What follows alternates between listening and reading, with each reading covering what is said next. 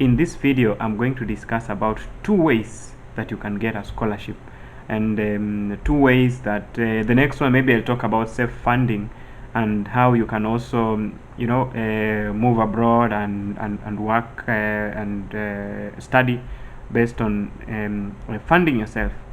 So there are normally two ways of scholarship. Number one, and this is the traditional way that everybody is running for. And I saw somebody posting on Facebook that the Chevening scholarship is very competitive. It has almost 180,000 applicants, and they're just looking like for like 1%, 18,000. But that one should not stop you from applying, because if everybody is sending a message and saying, oh, this is very difficult. So if everyone says it's very difficult, then how do you get without applying? So people just like maybe things that are so easy.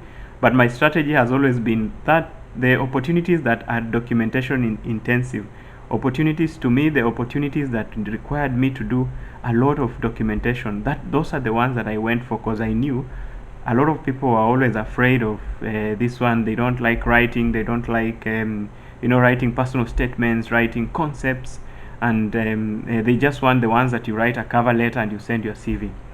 So back to these two types of scholarship. So you knew, and a lot of you know that the scholarships that you know is the one where you wait for a call, like the Chevening scholarship, DAAD, KAD, the Commonwealth scholarship, the Australian government scholarship, the Japanese scholarship, the Turkish scholarship, Hungarian scholarship. You wait for the calls, and there's always a time when they start, a certain date of the month when they start advertising. Then there's a closing date. Then if you miss that one, you wait until the next year. So that is not the only way. So that is just one of the ways where the organizations which have secured funding from different bigger companies or bigger organizations, and through this funding, that is when they put these calls out there, and they are funding a lot of people to do their masters, to do their PhDs. But there's this other one that a lot of people normally ignore, but mostly because people don't want to spend money in order to get a scholarship. And this was the same experience that I used to have, and I didn't use the same strategy. I was among this kind of people. Personally, I used to avoid any scholarship that required me to get admitted to a university. And when you go to those universities' website, you get that the admission, not really the admission fee, but the registration fee during the process of processing your document, you pay like 60 euros. That's almost 8,000 Kenyan shillings. You pay like, let's say, 75 US dollars.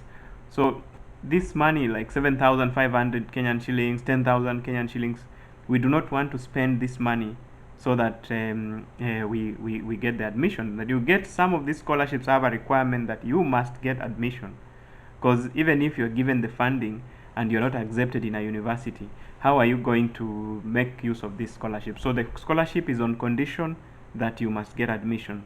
So there are those organizations that will give you the scholarship, but on condition that you must get admission. So if you don't get admission, then you don't get the scholarship. They withdraw the scholarship.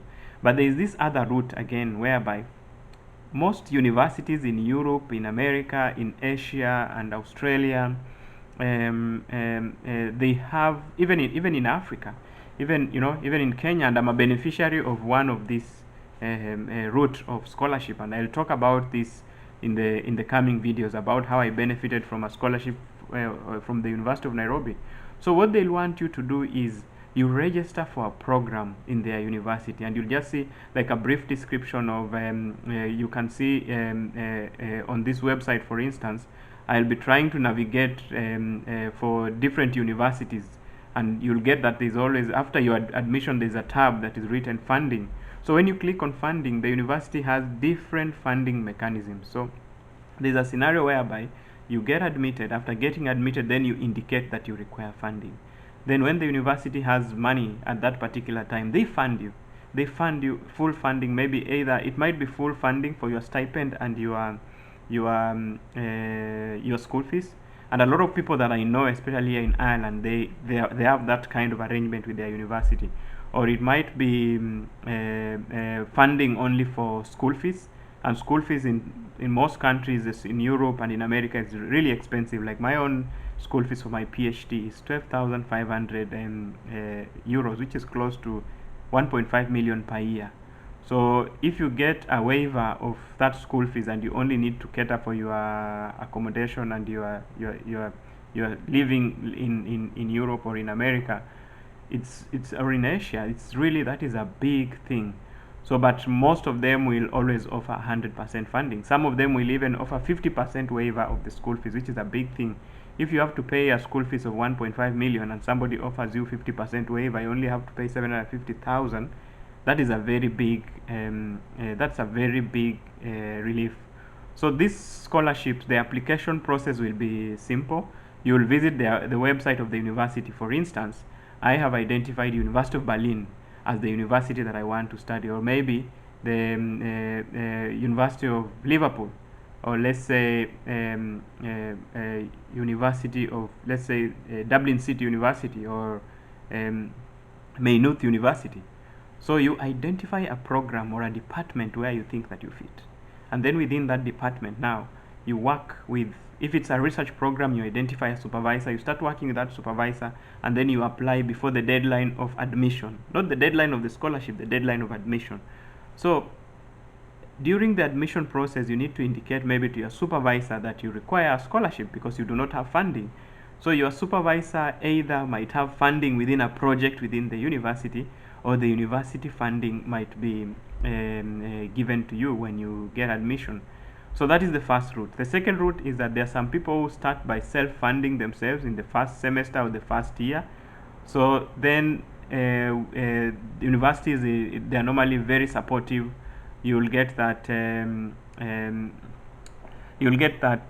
will be these calls for students who have issues paying school fees, or who need some support, and you can apply for this fund. Like right now as you're speaking, I just applied in my university. I just applied for a 6 months extension for my PhD for the COVID, and it will cater for my school fees and my stipend. So there'll always be these calls that will come, the internal calls, and these are funding within the university. You'll never see them advertised anywhere in any website that you're looking for.